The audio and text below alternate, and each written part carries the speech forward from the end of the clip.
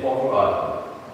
Estou muito feliz por isso, pela ligação estreita que eu tenho nessa igreja, que vai de hoje, ao mesmo tempo.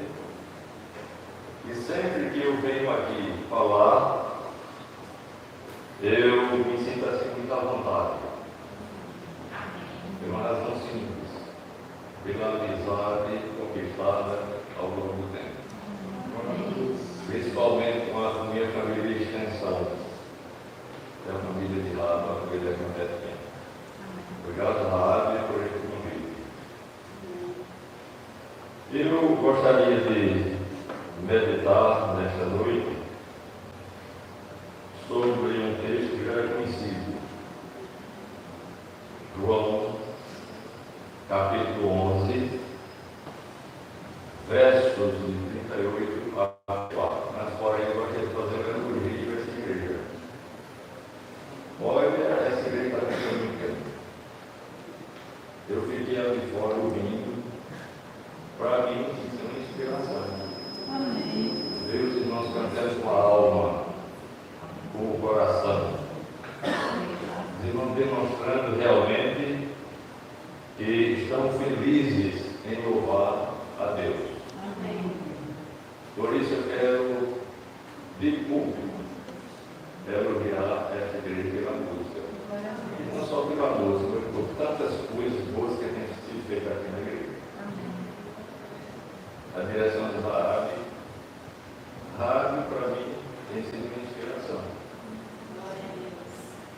Tem conduzido o destino dessa igreja do ponto de vista da gestão, que é importante, mesmo a igreja que não ser pastor. Mas a Rádio tem conduzido o rebanho, agora sem ser pastora, isso deve ser logo. Para continuar essa obra que é tão importante aqui em Almeida. E o meu voto, o meu desejo é que a igreja continue nessa caminhada. Até um dia, quando Cristo voltar. E eu espero que não esteja hoje. Amém. Eu acho que Jesus está precisando voltar. Com tanta coisa que tem acontecido nesse mundo, tantas coisas muitas vezes agradáveis, tantas coisas desagradáveis, mas eu acho que Jesus vai estar próximo à vida. Amém. E acredito que ele está preparado para recebê-lo. Amém. Está preparado. E a cada dia a igreja tem buscado Deus na sua vida. Jesus, outra vez, profundamente comovido, foi até o sepulcro. Era uma gruta com uma pedra colocada à entrada. Tirem a pedra, disse ele. Disse Marta, irmã do morto, e Lázaro: Senhor, ele já está querendo mal, pois já faz 4 dias. Disse-lhe Jesus: Não falei que se você cresce, veria a glória de Deus? Então tiraram a pedra. Jesus olhou para cima e disse: Pai, eu te agradeço porque me ouviste. Eu sei que sempre me ouves, mas isso por causa do povo que está aqui para que creia que tu me enviaste. Depois de dizer isso, Jesus bradou em alta voz, falando: Lázaro, venha para fora. O morto saiu com as mãos e os pés envolvidos em faixas de linho e o rosto envolvido em pano. Disse-lhe Jesus: Tirem a pedra. Ação humana. Ficaria muito bem poder fazer isso, mas eu não tenho que tirar sem pedra. Vamos orar. Deus Pai, Deus de misericórdia, nós estamos aqui nessa noite para mais uma vez transmitir a tua palavra. Usa-me, ó Deus, como instrumento em tuas mãos. Coloca, Deus, na minha boca aquela palavra que precisa ser dita, para que o teu povo seja por ela edificado. Ajuda-nos, ó Deus, a cada dia, nesta caminhada que por vezes não é tão fácil. Ajuda, Deus, esta igreja a continuar caminhando com firmeza, com dedicação, para que o teu reino aqui na terra possa cada vez mais tornar-se dinâmico. É esta oração que fazemos em nome de Jesus. Amém. Marta e Maria mandaram recado a Jesus, avisando que o irmão Lázaro estava doente. Não sabemos se ele estava mal, se a doença é uma doença que tinha ocorrido por um pouco tempo, ou que já vinha se arrastando há algum tempo. Se algumas providências em relação à saúde dele, Lázaro, já vinham sendo adotadas. Mas o fato é que elas, Marta e Maria, recorreram a Jesus. Não foi fácil para os irmãos elas lidarem com esta situação.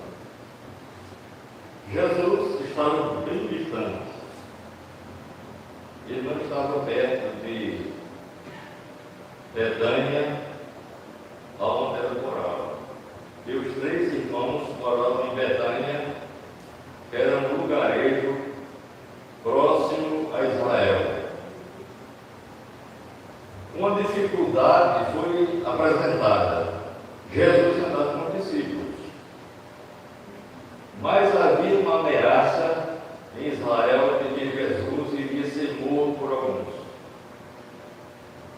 E os discípulos temeram, embora andando com Jesus, mas eles temeram que o mal viesse a acontecer a ele. Mas mesmo assim Jesus os chamou e disse: vamos até lá, Lázaro precisa da nossa ajuda. Ele está doente. Ele atrasou um pouco, mas chegou, porque no lugar onde ele estava,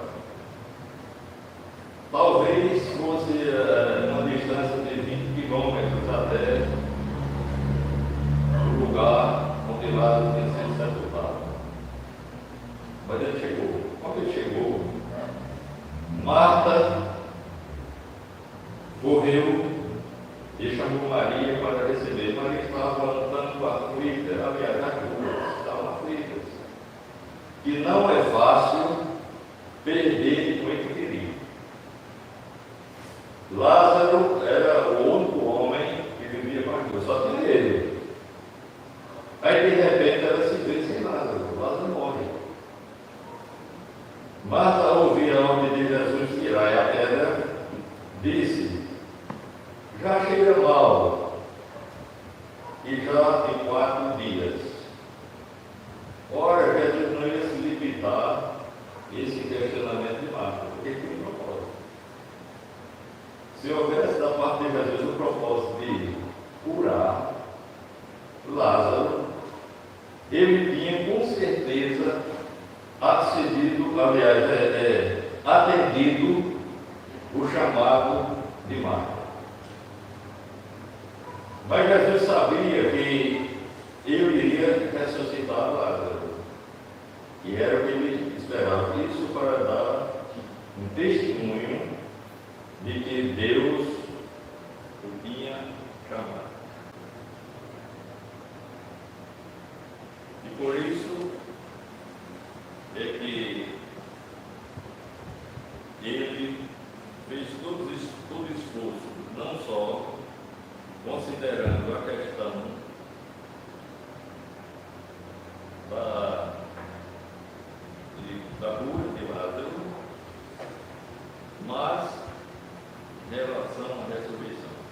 Ali, perto do sepulcro, ou seja, uma urna que naquele tempo não se sepultava como faz hoje.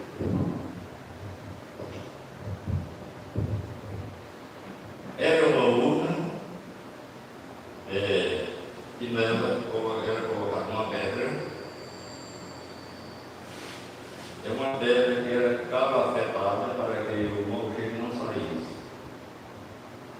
Então, chegando lá, ele tomou essa providência. Como eu disse, ele não pensava simplesmente na cura de Lázaro. Antes, porém, o seu propósito era ressuscitar, para que o povo cresce que ele teria sido enviado de Deus.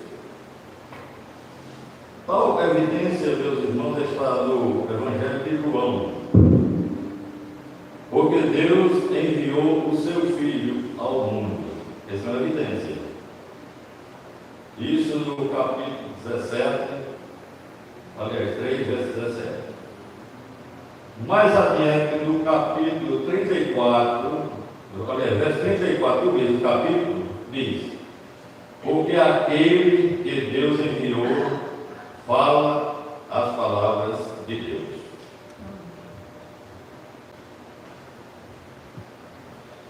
Portanto, meus irmãos, a ordem foi obedecida. Tirai a pedra. E aí Jesus bradou em alta voz: Lázaro, vem para fora. Os irmãos podem imaginar a expectativa, né? Porque falou isso. O povo já havia 4 dias que estava ali na caverna, fechado com uma pedra, calafetada, e havia uma preocupação de Marta e Maria de que o simples tirar da pedra não gerasse constrangimento para elas, porque na verdade elas não tinham ainda o discernimento de que o milagre da ressurreição iria acontecer. Imagina só, Marta e Maria, elas hospedavam Jesus na sua casa, conversavam com ele o tempo todo. Não era pouco tempo, era muito tempo. Jesus, toda vez que passava lá na cidade onde elas moravam, ele fazia questão de, juntamente com os discípulos, passar na casa delas. E lá, na verdade, ele devia ministrar ensinamentos do reino de Deus, qual era o papel dele aqui na terra, o que é que ele ia fazer. Então elas tinham esse conhecimento sobre Jesus. Mas, infelizmente, Marta não conseguiu discernir isso aí. Ela não conseguiu discernir qual era o propósito de Jesus. Olha assim. Viu, mas não acreditou. Quando Jesus falou na ressurreição, aliás, falou na cura ou na ressurreição, ela imaginou que a ressurreição seria no último dia. Ela pensou, talvez, ela imaginasse que a cura deveria ser uma coisa automática. Mas não.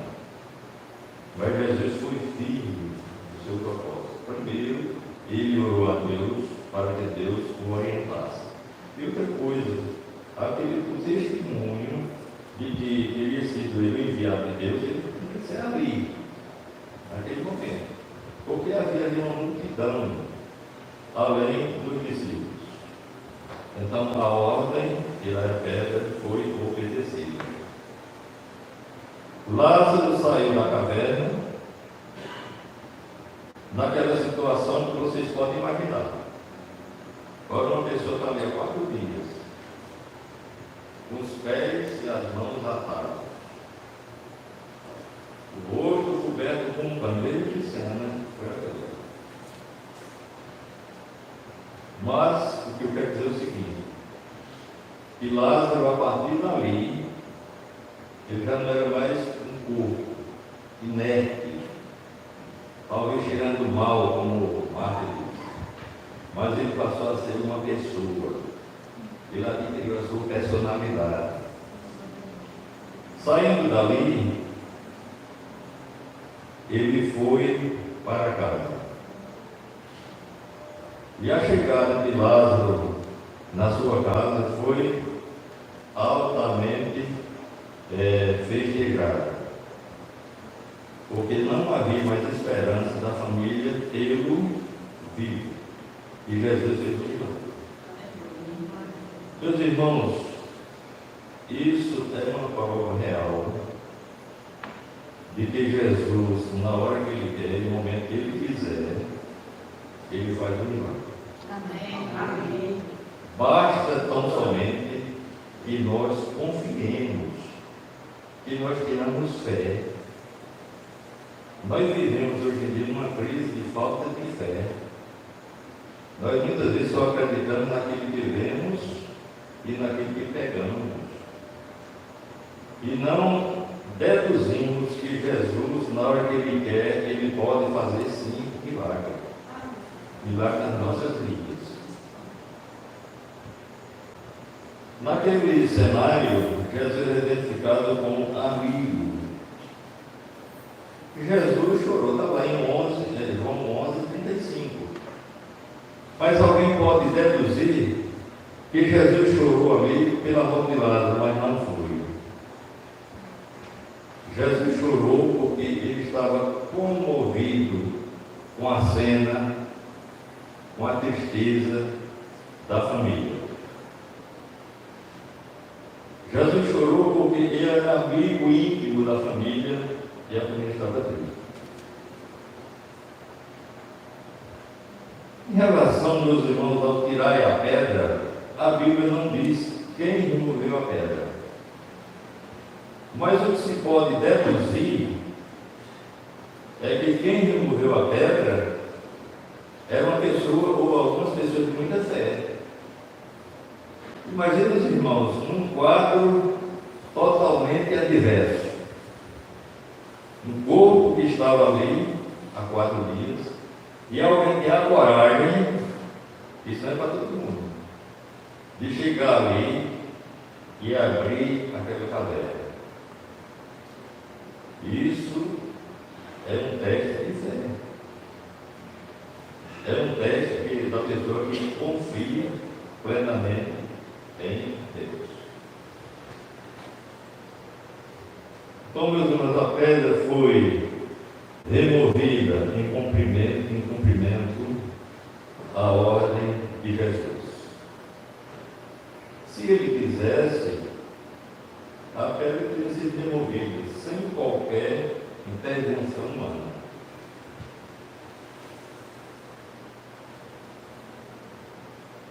Mas sabe o que é que ocorre? É aquilo que o homem pode fazer, Deus não faz. Meus irmãos, hoje em dia, há uma ideia de que Deus é quem tem que fazer tudo para nós. Não é assim? A gente muitas vezes tem um Deus como mordomo. Nós estamos sempre a esperar que Ele faça em nosso lugar. Mas uma coisa é certa: Deus, no lugar do homem, quando não houver lugar para o homem. A partir do momento em que Deus percebe que ao homem compete fazer, e o homem pode fazer, Ele não faz. Quando nós nos utilizamos de todos os recursos humanos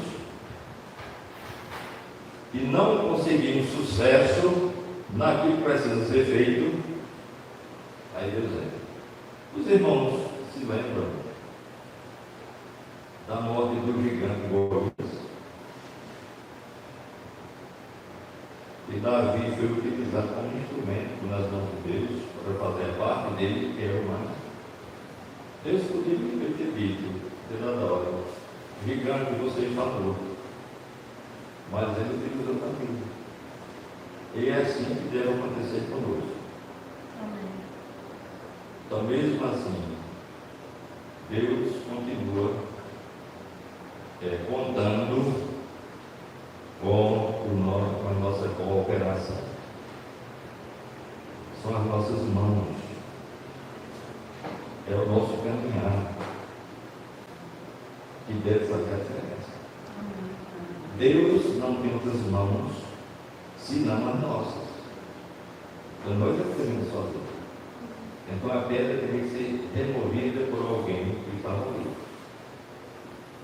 Aí Jesus fez a parte, que foi o milagre da ressurreição. Meus irmãos, na ordem de Jesus, aprendemos que não é preciso esperar um milagre quando a ação depende de nós. Não é preciso. Se a ação depende de nós em relação à dinâmica da igreja, ao serviço da igreja, não vamos esperar que Deus faça um milagre. Vamos fazer a nossa parte. É assim que deve ser feito. O milagre ocorreu, tendo Jesus contado com a cooperação do homem na remoção da pedra. Porque a intervenção divina não anula, por hipótese alguma, o esforço humano. Deus quer que a nossa cooperação com Ele ela aconteça através da fé. Sem fé é impossível agradar a Deus. Então precisamos ter fé. É uma palavra tão pequena, mas tão poderosa que é a fé. Quem tem fé consegue fazer o atender ao chamado de Deus. Precisamos crer no poder de Deus, na sua palavra, pois Ele sempre é o mesmo. Isso está em Hebreus, capítulo 3, verso 8. A sua palavra é: se creres, verás a glória de Deus. O inverso. Se não cremos, não veremos os feitos de Deus. Não veremos a glória de Deus. O milagre está mais para aquele que crê. Para todo aquele que deposita sua confiança em Deus. Eu quero concluir nesta noite fazendo algumas considerações. Jesus está nos dizendo, hoje, agora, tirai a pedra. Porque a pedra é o empecilho para que nós possamos caminhar. Quando a pedra é tirada, o caminho está livre. Então precisamos observar, meus irmãos, alguns aspectos das nossas vidas. A pedra do egoísmo. O egoísmo é uma pedra que nos impede de nos aproximar muitas vezes de Deus. E Deus não manifesta a sua vontade na nossa vida quando nós somos egoístas, quando nós só pensamos em nós. Nós temos que pensar no coletivo, precisamos pensar na igreja, não em nós, cada um pensando em nós. Segunda situação, a pedra da falta de fé. É uma pedra, também nos impede de crescer espiritualmente. Falta de fé. A pedra do desânimo. Quantas vezes nós somos tão desanimados em relação, principalmente em relação à igreja. Não sentimos aquele calor, aquela vontade de servir a Deus. Quantas vezes aconteceu isso na nossa vida? A pandemia aconteceu alguns 2 anos atrás e nos trouxe essa sensação de desânimo. Templos fechados, pessoas em casa, desalentadas, sem enxergar uma luzinha lá no fundo do túnel. Isso nos trouxe profundo prejuízo em relação à obra de Deus, que foi visão. Outra situação, a pedra da indiferença. Fazemos pouco caso do trabalho de Deus muitas vezes. Isso é um erro gravíssimo. Não damos valor à obra de Deus. Eu imagino como seja essa situação dessa igreja. Eu imagino como seja. E finalmente, a pedra da religiosidade. Muitas vezes nós apostamos tanto na religião, achamos que a religião tem postura. Muitas vezes temos o vício de sermos religiosos apenas. Há um livro que eu li tempos atrás, Religioso, mas Perdido. Porque a religião não define o grau de espiritualidade do crente. Não define. Quando perguntar a Deus qual é a verdadeira religião, que ele diz? Guardar-se da corrupção e atender os órfãos, as viúvas, nas suas necessidades. Essa é a religião mesmo. E nós damos tanta ênfase, damos tanto valor à religião que nos esquecemos, muitas vezes, de nos aproximar verdadeiramente de Deus. Não precisamos ser religiosos. Precisamos levar em consideração a obra de Deus. O que nós precisamos é isso. Sermos verdadeiros filhos de Deus. Então, meus irmãos, algumas pedras precisam ser removidas das nossas vidas. Essas e outras. Ainda tem mais pedra. É porque não há espaço para colocar tanta pedra. As pedras precisam ser removidas. Para que, pela fé, possamos experimentar o poder de Deus. Se procedermos dessa forma, se nos orientarmos assim, com certeza, eu digo isso com plena certeza, a nossa vida perante Deus será